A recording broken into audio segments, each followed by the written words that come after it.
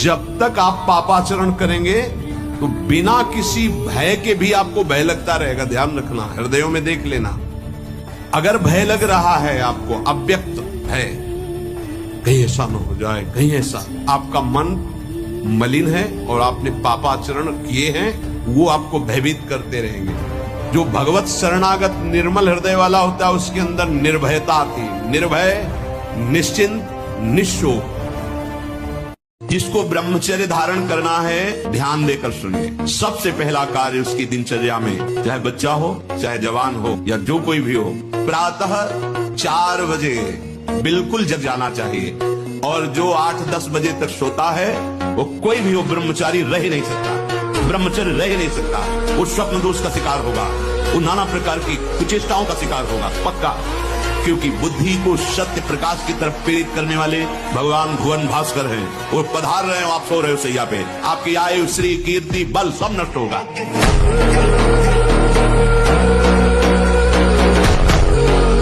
या देवी सर्वभूतेषु बुद्धि रूपेण संस्थिता नमस्तस्यै नमस्तस्यै नमस्तस्यै नमो नमः। जैसे भगवान श्री कृष्ण अर्जुन के रथ की बागडोर पकड़ ली ना, वैसे जीवन की बागडोर माँ पकड़ लेंगी और आपको पार कर देंगी।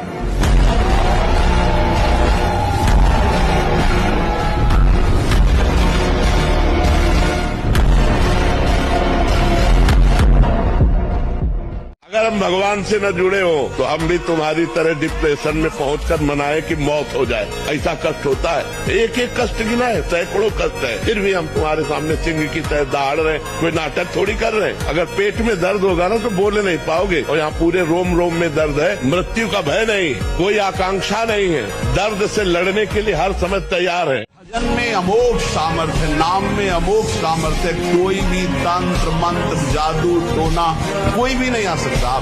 आप अकेले नहीं हैं, आपके आसपास शक्तियों की सुरक्षा है। आप क्या समझते हो, आप श्री जी के गोरे चरणारविंद की शरण में हो तो श्री जी के चरणों में सुदर्शन चक्र, श्री जी के चरणों में कौमुदी गदा, श्री जी के चरणों में सब जो चरण चिन्ह है वो किसके लिए हैं? हमारे लिए ही तो है। हम भक्तों की रक्षा के लिए हुए हैं। श्री राधिका चरणारविंद की उपासना करने वाले उपासक की सुरक्षा चरण चिन्ह करते हैं।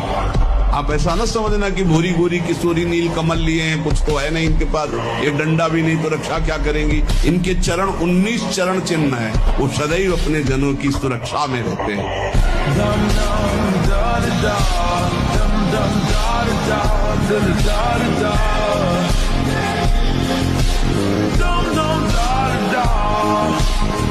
उसी वीर से संतान उत्पन्न होती है जिसको आप नष्ट कर रहे हो, जिसको आप ऐसे पानी में बहा रहे हो, व्यर्थ फेंक रहे हो। तो उसको भ्रूण हत्या का पाप लग रहा है तो तुमको पुण्य लग रहा है, वीरपात कर रहे हो तुम्हें भी वही हत्या लग रही, क्योंकि उसमें वही जीवात्मा है जो माँ के गर्भ में जाके बालक रूप धारण कर लेती है। किसान भी खेती को सुरक्षित और तैयार करता है तो उसमें अच्छी फसल होती है। तुमने ब्रह्मचर्य को जाना ही नहीं, इधर उधर से हर तरह से भ्रष्ट आचरण, और वो संतान कैसे हुई।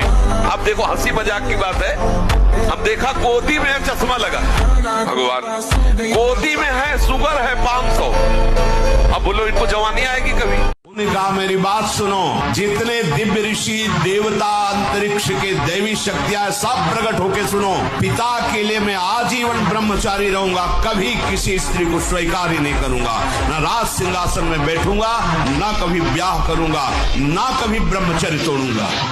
भीष्म प्रतिज्ञा इसी पे।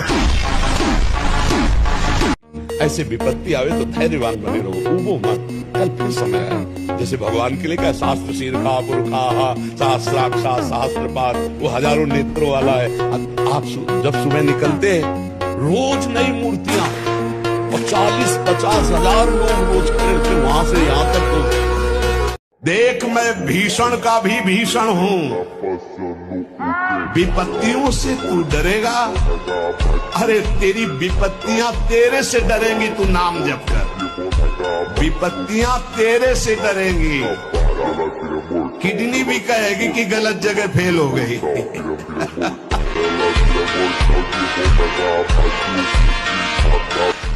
दूसरी जगह फेल होना था।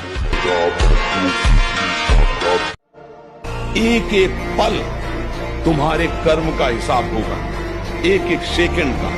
ये ऐसे कर्म करो कि हमारा अच्छा हिसाब हो, बुरा हिसाब हो। ये मत समझो कोई देख नहीं रहा, वो देख रहा है जिसको हिसाब करना है, वो देख रहा है। कोई भी दोष शुक्र शनिचर राव केतु कुछ किसी की ताकत नहीं कि भगवान के नाम जप करने वाले का बाल बांका कर। हमारा जब कर्म बिगड़ता ना तो घटना घटा देता है। हमें लगने लगेगा हमें भूत सवार है, कोई हमारे ऊपर आवेश आता है, कुछ मिर्गी आने लगेगी, कैंसर हो जाएगा, दिल फेल होने लगेगा। ये सब हमारे कर्म से होता है।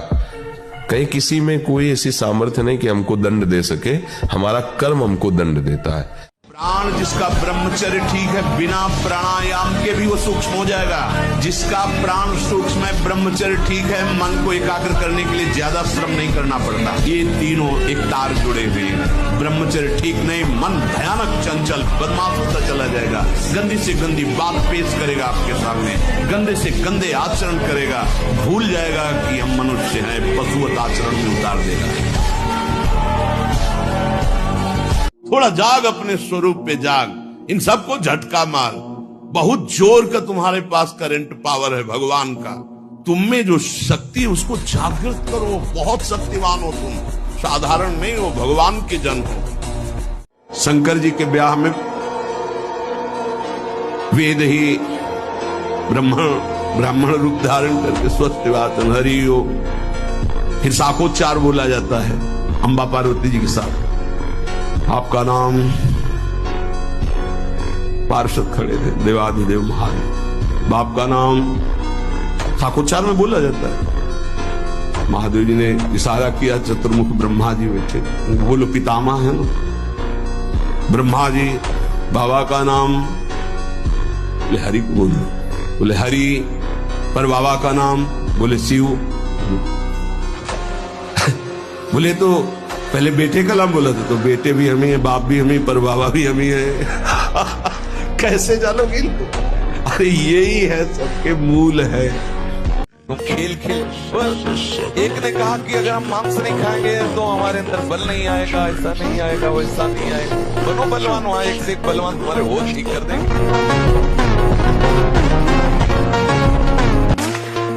ना नहीं, पढ़ाई पढ़ रहा हूं, नाम जप कर रहा हूं, तुम्हारी गरज हो तो पास कर देना, तुम्हारी गरज हो तो पास कर देना। नहीं, जहां रखोगे जैसे रहोगे वैसे रहूंगा, आपको पुकारता रहूंगा, आपका स्मरण करता रहूंगा, माया पर विजय प्राप्त हो जाएगी।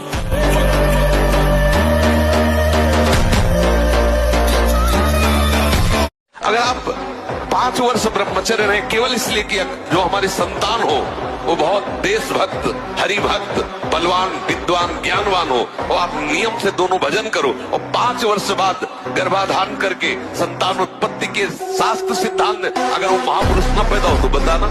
जवानी है, इंद्रियों में थोड़ा बल है तो देख लो, दंडता कर लो। जहां ये नष्ट हुआ फिर तुम ही इसी शरीर को छोड़ने के लिए प्रार्थना करोगे। जब दंड उपस्थित होगा तो कहोगे भगवान उठा लो, तो तुमने पहले तो भगवान के पास जाने वाली बात तो कोई की नहीं, तो काय को उठा लो।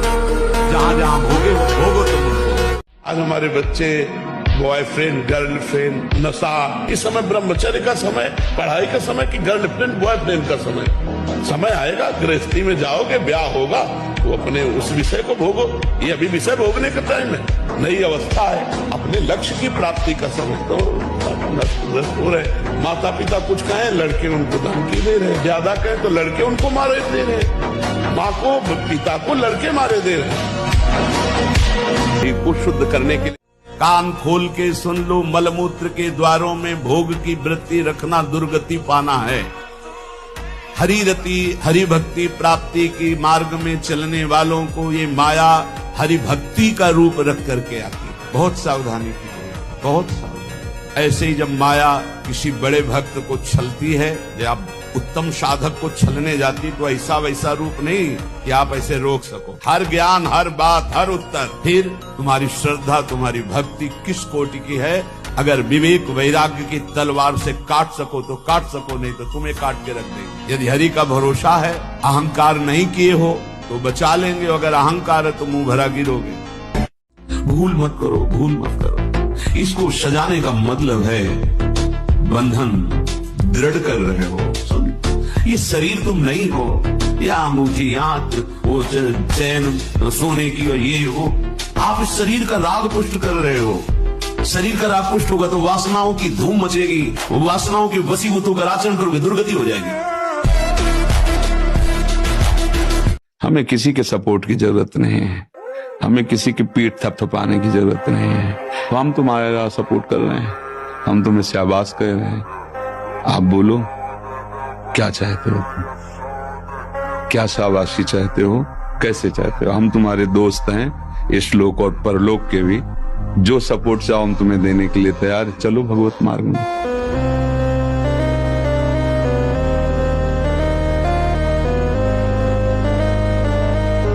हमारी इंद्रियां चंचल है और मन इंद्रियों के अधीन है और बुद्धि मन के अधीन है, तो वो भी सलाह देती भोग लो। और अगर बुद्धि भगवान में लगी हुई है तो वो कहेगी नहीं गलत है, हम नहीं करने देंगे। तो अगर बुद्धि ना कर दे तो मन कुछ नहीं कर सकता।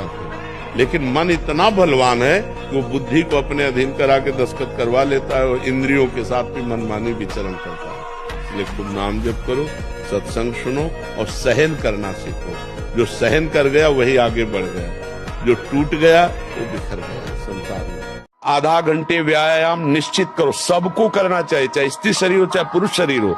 एक बार शरीर को बहुत एक्टिव करना चाहिए। ये शरीर हम नहीं है।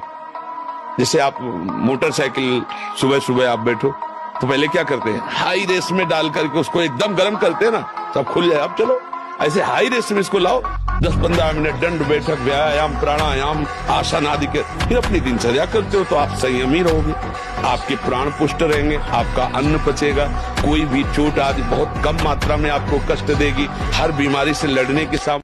और एक प्रण करता हूं तेरे सामने, ये बड़ी जोर की बात। तू यदि नाम में जीवन कर लिया तो तेरी 7 पीढ़ियां जो बीत गई हैं और 14 पीढ़ियां जो आगे आएंगी उनका उद्धार कर दूंगा, यदि तू नाम में हो गया तो। अतएव तू दृढ़ चित्त से केवल मेरे नाम निष्ठ हो जा। नाम निष्ठ, नाम युक्त, नाम निष्ठ। मैं आया तो चिंता मत कर, तू पुकार केवल। ये ना तू रह जाएगा, ना मैं रह जाएगा। मैं और तू दोनों गायब हो जाएगा, केवल वही रहेगा जो है।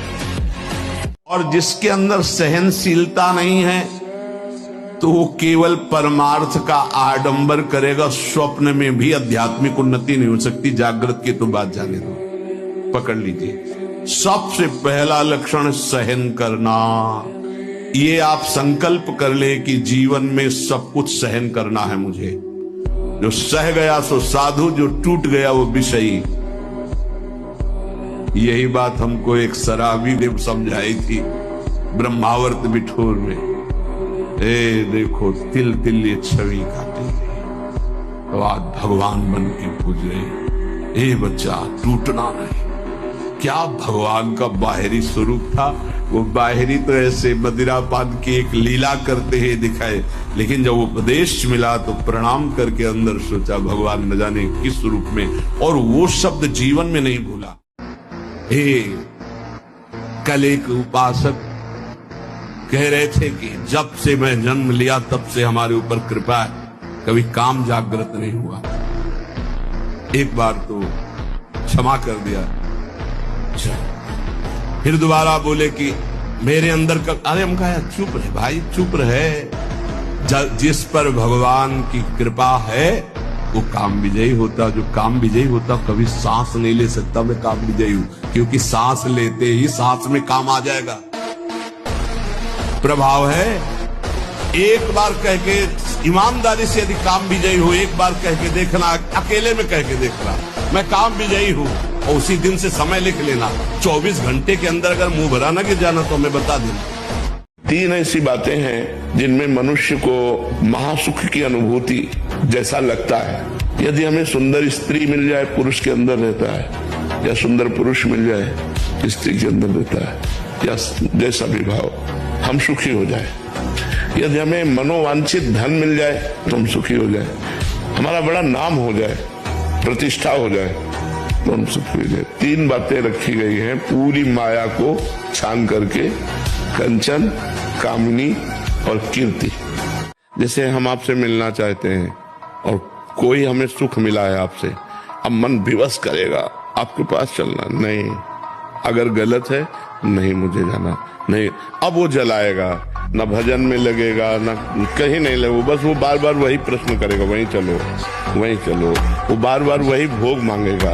हमको बार बार कर नहीं, तो जाए मार डाल मैंने कुछ भी कर, राधा राधा राधा, वो थोड़ी देर जलन देगा, शांत हो जाएगा। फिर दोबारा जब उठेगा तो पहली बार 15 मिनट जलन दी थी, अब की बार 10 मिनट जलन देगा, फिर 5 मिनट, फिर 2 मिनट, फिर सदा सदा के लिए राधे राधे हो जाएगा। देखो एक ही चीज पा रहे हो, रोटी दाल, रोज वही रोटी दाल।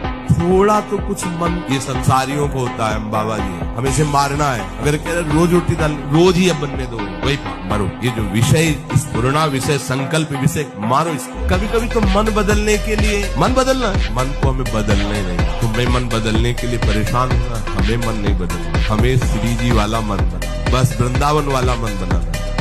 संसार में कोई भी तुमसे पाप बन गया हो, मन से, वचन से या शरीर से, अब मत डरना, मैं तुम्हें उद्धार करूंगा। केवल तुम बोलते रहना मेरा नाम केवल बोलते रहना। उठते बैठते, खाते सोते, सुख में दुख में, अभाव में बाहुल्य में, उपेक्षा में, श्रद्धा से भक्ति से अभक्ति से, कोलाहल में एकांत में, स्वप्न में जागरण में, तुम केवल मेरा नाम स्मरण करना। मैं सत्य हूं और मैं सत्य प्रतिज्ञा करता हूं कि तेरा सारा का सारा भार मैं अपने ऊपर ले लूंगा। तुझे कुछ सोचने की जरूरत नहीं, मेरा प्रेम हर समय तुझे घेरे रहेगा। तू सदा के लिए निश्चिंत हो जाएगा। तू नाम जप कर देख, मैं और तू एक कर दूंगा। सीधी करके पद्मासन लगाना जानते हो, सिद्धासन लगाना जानते हो, सिद्धासन। अभी तो ऐसे नहीं बताया जा सकता ना, क्योंकि क्रिया है उसमें।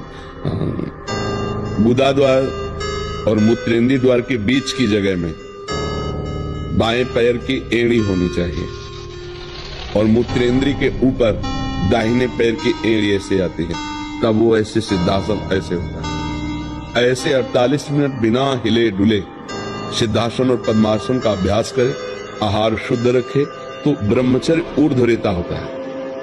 जो ब्रह्मचारी है उसका ऊर्ध्वगामी वीर हो जाता है, फिर वो अधोगामी नहीं होगा। यदि अधोगामी शुरू हो गया है तो ऊर्ध्वगामी करने में बहुत कष्ट पड़ता है। अभी आपकी नवीन अवस्था है, बहुत बढ़िया अवसर है जीवन को ब्रह्ममय बनाने का। जीवित रहूं या मर जाऊं, कदम पीछे नहीं हटेंगे। ये उन बहादुरों का मार्ग है परमार्थ, कायरों का मार्ग नहीं कि काम क्रोध मारा थप्पड़ और फैल के गिर गए, कंठी अलग माला अलग तिलक अलग। ये उनका कार्य नहीं है, उन शूरवीरों का कार्य है। जीवित रहूं या मर जाऊं इसकी कोई परवाह न विकृति में, अपनी भक्ति में विकृति नहीं आने दूंगा, अपने भगवत मार्ग में कभी कमी नहीं आने दूंगा। पता नहीं न जाने कितने असंख्य ब्रह्मांड हैं, और असंख्य ब्रह्मांडों में असंख्य ब्रह्मा हैं, अलग अलग मुख के। गर्ग संहिता में वर्णन हुआ। पूरी लगन मेहनत और ईमानदारी से पढ़ाई करते हैं, फिर भी बार बार असफलता मिलती है। उस स्थिति में मन में अवसाद और एक हमें विषय परीक्षा हमारे चैप्टर से अलग होती है क्या?